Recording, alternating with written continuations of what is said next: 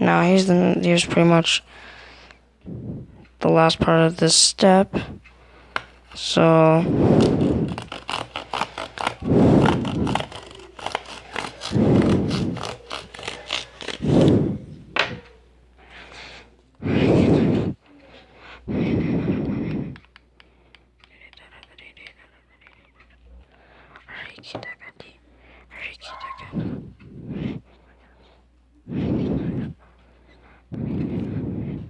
and sometimes you can even use scraps, so you can just put them on pistol, like so.